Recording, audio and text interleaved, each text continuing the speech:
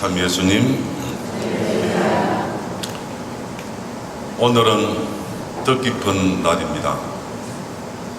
왜냐하면 그리스도의 성제성혈 대축일을 지낼 뿐만 아니라 오늘 우리 10명의 어린이들이 천년성체를 하는 날이기 때문입니다.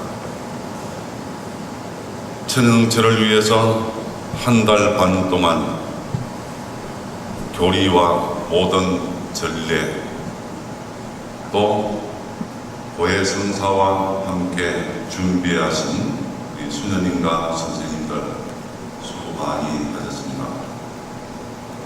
교리를 배우면서 매일 미사에 나오고 또 열심히 참여한 우리 어린이들 수고 많이 했습니다. 오늘 기쁘죠? 얼마만큼 기뻐요? 말 못할 정도로 기쁘죠. 네.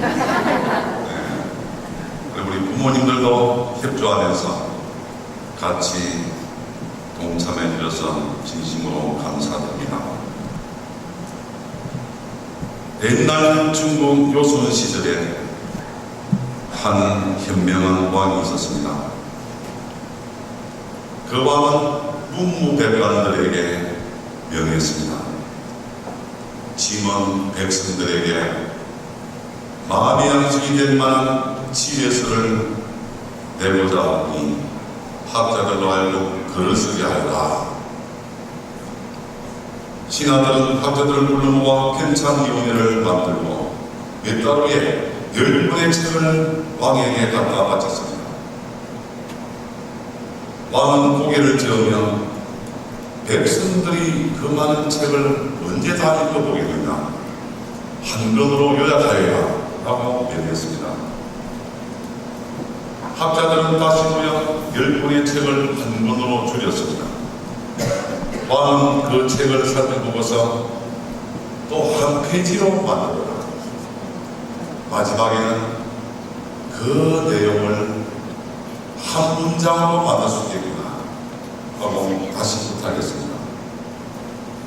신하들은 불평불만을 했지만 왕의 명인인지라 열심히 연구하고 토의하여 10권의 책 내용을 한 문장으로 요약했습니다.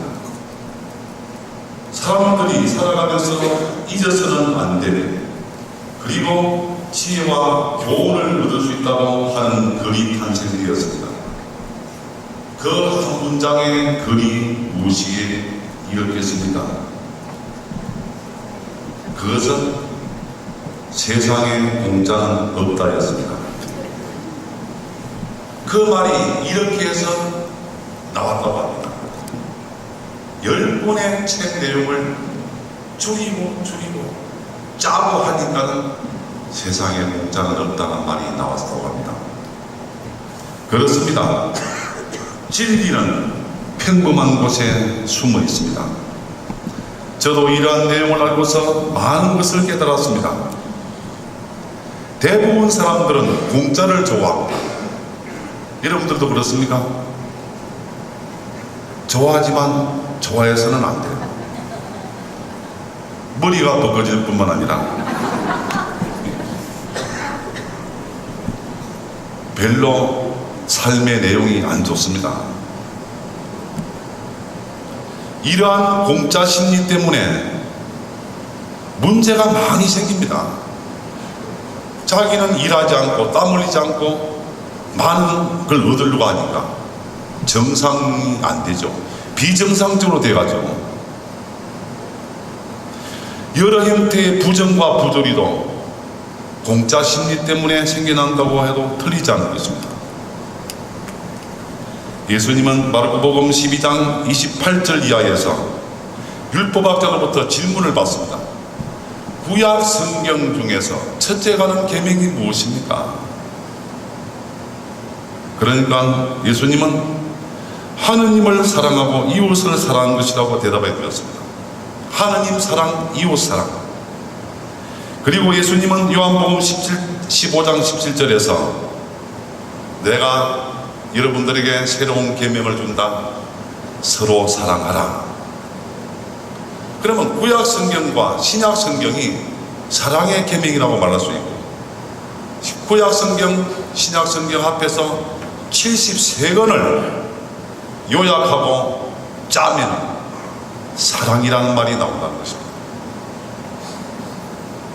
그러면 우리 그리스도교인들은 사랑의 종교를 가지고 사랑을 실천하는 신자들이라고 말할 수 있는 것입니다. 하느님께서는 세상을 너무나 사랑하신 나머지 아들을 보내주시고 또 십자가의 제물이 되기까지 하셨습니다. 예수님은 최후의 만찬 자리에서 자신의 몸과 피를 우리 생명의 양식으로 내놓으시며 받아 먹고 마시라고 하셨습니다. 그리고 이렇게 한 것은 모든 이의 구원을 위해 맺는 새 계약이라고 하셨습니다. 하느님의 구원 계획도 예수님의 지상에서의 삶과 죽음도 결국은 사랑으로 인한 결과였습니다. 이것이 그리스도의 성체와 성인의 신비로 이루어지는 성체성사인 것입니다. 로마 제국시대의 천주교는 많은 박해를 받았습니다. 초창기의 박해 이유 중 하나가 신자들이 어린 아이를 묻는다는 것이었습니다. 그래서 해계명측한 사이비 종교로 인식되었을 뿐만 아니라 인륜을 거스리는 야만적인 종교 집단으로 오해받기도 했습니다.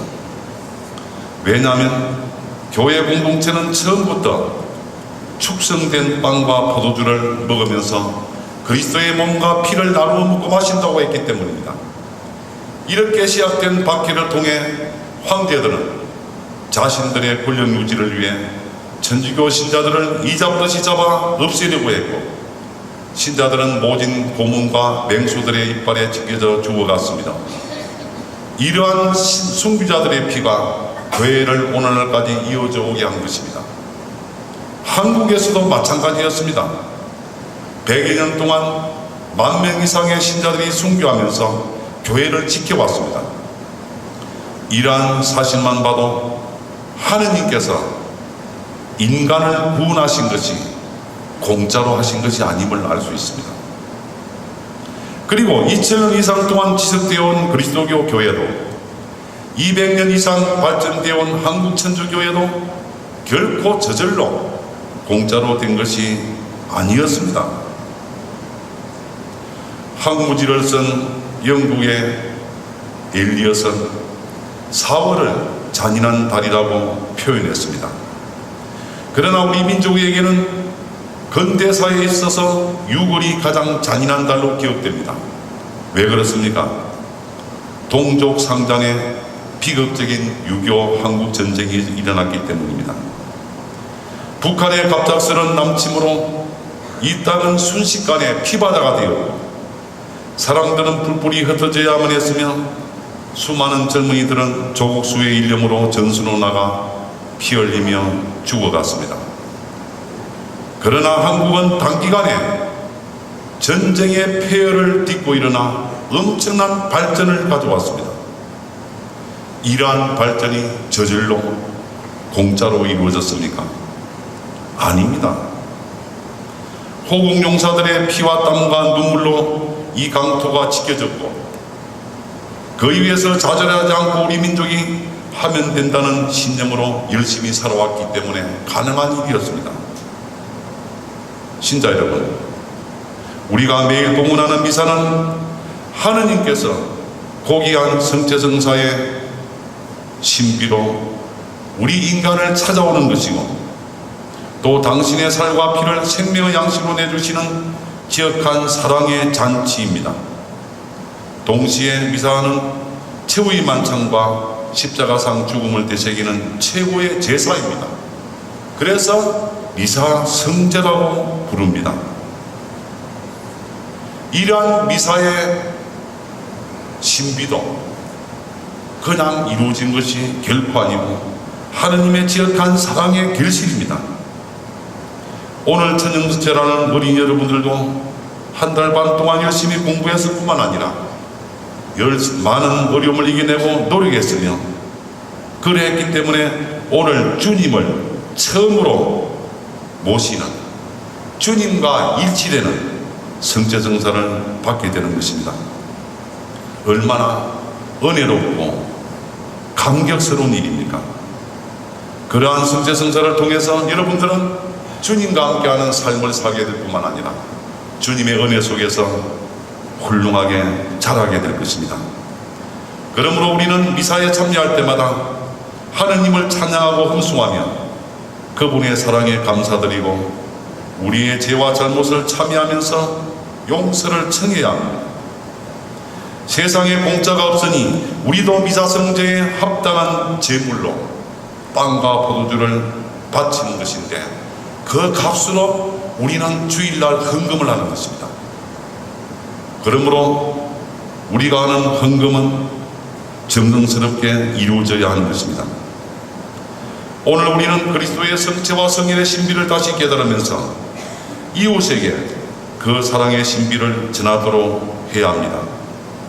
그것이 또한 공짜 인생을 사는 것이 아닌 진정한 대가를 치르는 삶이 되는 것을 깨닫는 행위이기도 하고 또 우리가 그렇게 되도록 노력하면서 열심히 살아야 하겠습니다.